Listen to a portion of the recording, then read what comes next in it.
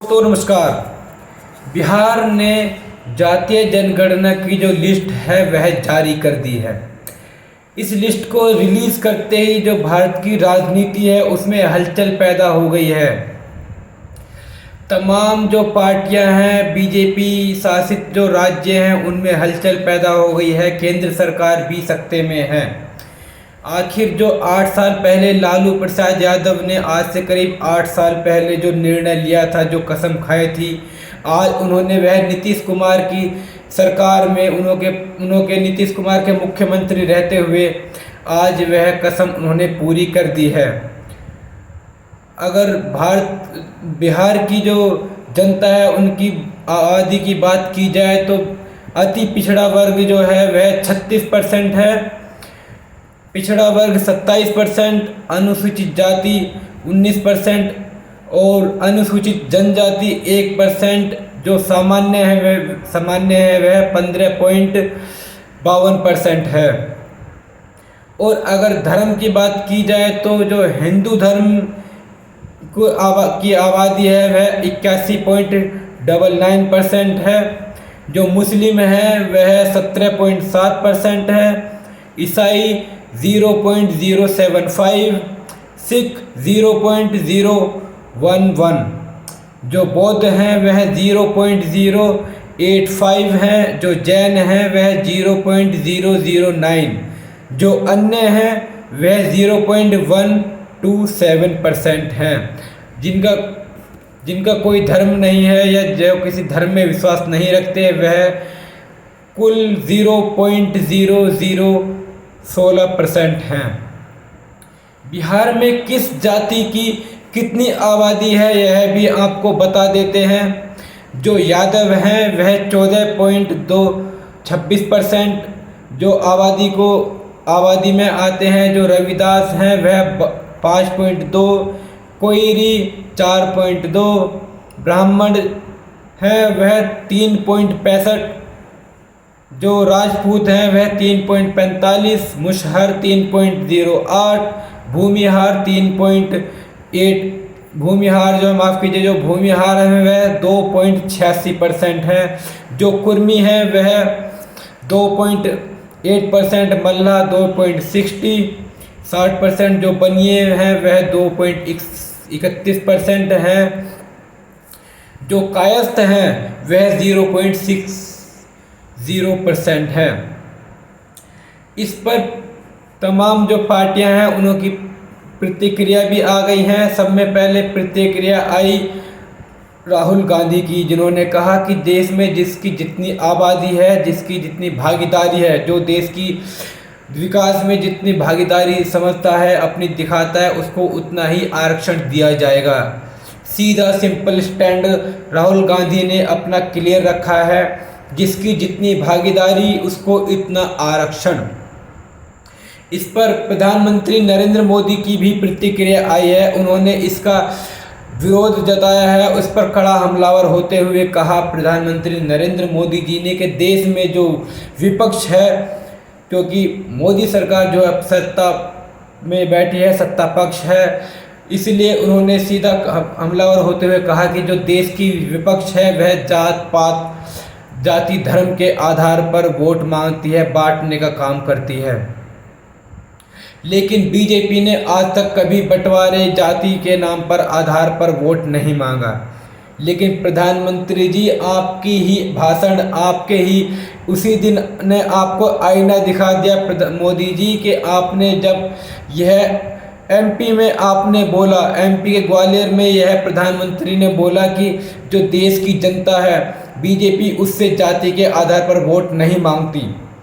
लेकिन इसके अगले ही कुछ घंटे बाद जब पीएम नरेंद्र मोदी राजस्थान के चित्तौड़गढ़ में रैली करने गए, वहाँ उन्होंने कुछ जो नई स्कीम, नई जो देश की, माफ़ कीजिए, जो देश को नई उन्होंने कुछ परियोजनाएं दी राजस्थान की राज्य की सरकार, राजस्थान की जनता को उन्होंने उसका शिलान्यास करते हुए उसके बाद में उन्होंने अपना भाषण दिया, जिसमें उन्होंने कहा, उन्होंने अपना वही पुराना राग अलापते हुए कहा कि जो देश की जनता है, जो देश की जनता है, उन्होंने देश की जनता को बांटने का काम किया, देश की जनता को आपस में लड़वाने, दंगा फैलाने के काम उन्होंने ऐसा भाषण दिया कि जिसमें दो पक्ष, दो जाति का जो कास्ट है वह आपस में लड़ सकती है, वह दंगा हो सकता है।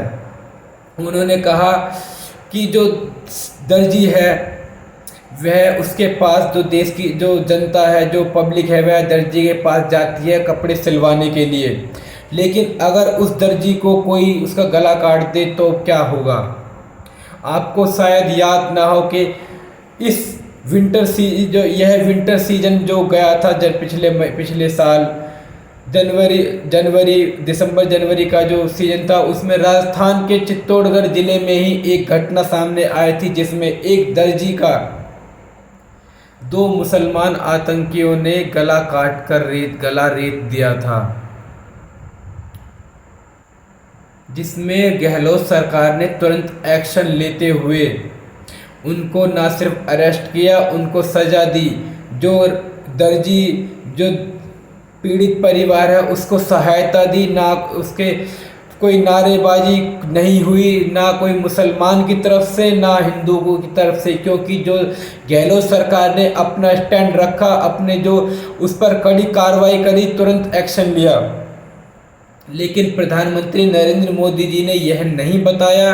वह जानते हैं तो सिर्फ बांटो और राज करो की नीति जानते हैं। वह सिर्फ जानते हैं अपनी कुर्सी बचाने के लिए, अपने एमपी एमएलए, अपने देश के जो मंत्री हैं, जो भ्रष्टाचारी हैं, उनको बचाने का काम करते हैं सिर्फ नरेंद्र मोदी जी। मोदी जी, आप एक प्रधानमंत्री नहीं, प्रधान सेवक नहीं, आप प्रधान वोटर मांगने वाले प्रचारक बन गए हैं। अपनी बीजेपी पार्टी के लिए वोट मांगना, उसको चुनाव प्रचार के तौर पर अपने हर जगह जाना, उसके कहीं भी जाकर चुनाव प्रचार की रैली को समझकर उसको देश की जनता को संबोधित करना, चाहे वह देश की जनता किसी भी मूड में हो, किसी भी प्रोग्राम में, आप सिर्फ अपना चुनावी स्टैंड क्लियर रखते हैं, अपना वोट बैंक बनाने का काम करते हैं। यही इसी वजह से यही कारण है कि देश की जनता आपसे उब चुकी है नरेंद्र मोदी जी। यही कारण है कि देश की जनता ने आपको प्रधानमंत्री ना बनकर, प्राइम मिनिस्टर ना बनाकर, ना रखकर सिर्फ एक यूट्यूबर भी बना दिया। आपको यूट्यूब पर आकर आपको देश की जनता को सुनाना पड़ रहा है, उनसे अपील करनी पड़ रही है, हाथ जोड़कर गिड़गिड़ाना पड़ रहा है कि आपके चैनल को सब्सक्राइब करें, अपील करें, बेल आइकन को दबाएं, आपके चैनल को सब्सक्राइब करें।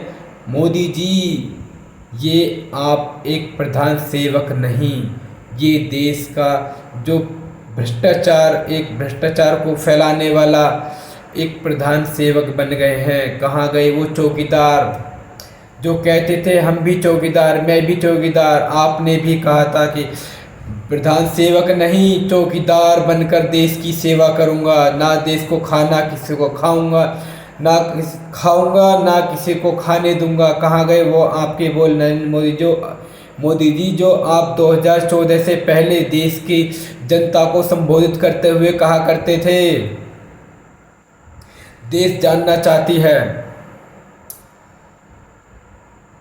तो ये है प्रधानमंत्री नरेंद्र मोदी जी के हमारे जो बोल, जो आजकल वह सिर्फ अपने चुनाव प्रचार के तौर पर एक प्रधानमंत्री ना बनकर सिर्फ एक चुनाव प्रचारक बन गए हैं, स्टार प्रचारक बन गए हैं अपनी बीजेपी पार्टी के।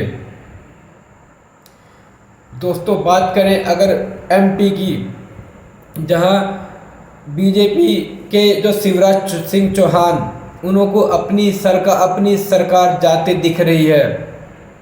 वह भी अपने प्रदेश की जनता के सामने गिड़गिड़ाते नजर आ रहे हैं। उनसे कह रहे हैं कि मैं फिर नहीं आऊँगा, ऐसा भैया फिर नहीं मिलेगा। उन्होंने कहा कि ऐसा भैया फिर नहीं मिलेगा, अगर चला जाऊँगा तो फिर याद करोगे, रोओगे। ऐसा क्या हो गया शिवराज सिंह जी जो आपको ऐसा बोलना पड़ रहा है? क्या देश की जनता, देश के जो आपकी बीजेपी पार्टी है, उनको आप पर भरोसा नहीं है? देश की जनता और आपके प्रदेश की जनता जान चुकी है कि आपके बस की अब बात नहीं है। आप सिर्फ मामू बना सकते हैं, मामा बनकर नहीं रह सकते।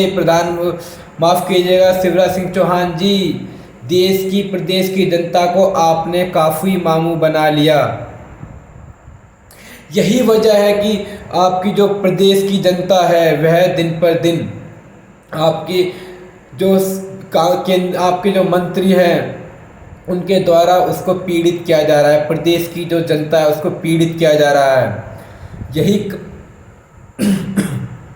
माफ़ कीजिएगा, यही एक कारण है कि जो बीजेपी पार्टी के जो आला कमान है उनको आप पर भरोसा भी नहीं है। आपकी टिकट, आपकी इस बार उम्मीद प्रधानमंत्री जी नरेंद्र मोदी ने इस बार आपकी जो मुख्यमंत्री की दावेदारी है उसको भी संशय में रखा है।